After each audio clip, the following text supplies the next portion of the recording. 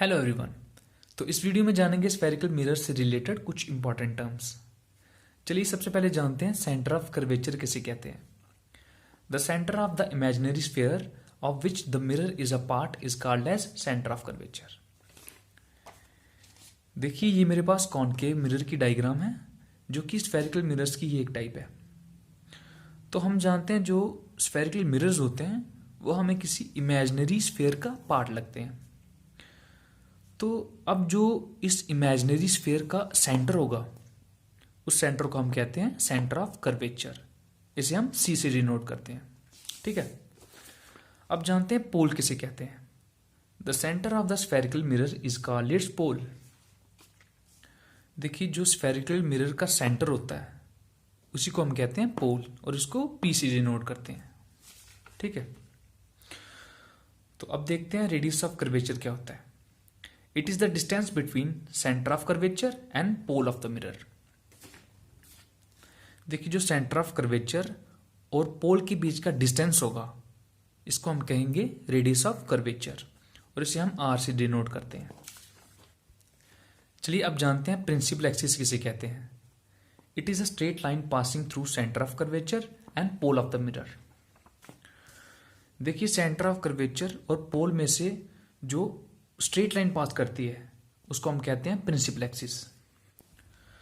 अब जानते हैं अपर्चर किसे कहते हैं। It refers to the diameter of the mirror's reflective surface. It is essentially the size of the mirror's opening through which light is reflected. देखिए जो mirror का रिफ्लेक्टिव सरफेस होता है उसका जो डायमीटर होता है उसको हम कहते हैं अपर्चर। देखिए जो बातें मैंने आपको अभी कॉनकेव मिरर को ध्यान में रख के बताई कॉन्वेक्स मिरर के लिए भी वो सभी लागू करेंगी। जैसे कि ये रहा कॉन्वेक्स मिरर का सेंटर ऑफ कर्वेचर, ये रहा एम डैश उसका अपर्चर, पी रहा उसका पोल और एक्स डैश प्रिंसिपल एक्सिस। ठीक है, चलिए अब जानते हैं प्रिंसिपल फोकस किसे कहते हैं। It is a point on principal axis where all the parallel beam of light actually meet और appear to meet after reflection. देखिए कॉनकेव मिरर के केस में हम जानते हैं कि जो रेज प्रिंसिपल एक्सिस के पैरेलल होती हैं वो रिफ्लेक्शन के बाद किसी एक पॉइंट पे जाके एक्चुअली मीट करती हैं और उसी पॉइंट को हम कहते हैं प्रिंसिपल फोकस।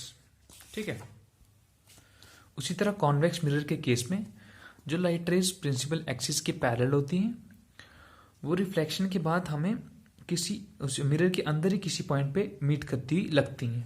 एक्चुअली तो वो मीट नहीं करती हैं पर वो हमें मीट करती हुई लगती हैं और जिस पॉइंट पर वो मीट करती हमें लगती हैं उसी पॉइंट को हम कहते हैं प्रिंसिपल फोकस। ठीक है, तो अब जानते हैं फोकल लेंथ किसे कहते हैं। It is the distance between the pole and principal focus of the mirror. ठीक है, तो प्रिंसिपल फोकस और जो पोल इनके बीच की डिस्टेंस को हम कहते हैं फोकल लेंथ। ठीक है, सेम उसी तरह कॉन्वेक्स मिरर में भी पोल और फोकस के बीच का डिस्टेंस जो होता है उसको हम कहते हैं फोकल लेंथ। तो इस वीडियो में इतना ही। Thank you for watching.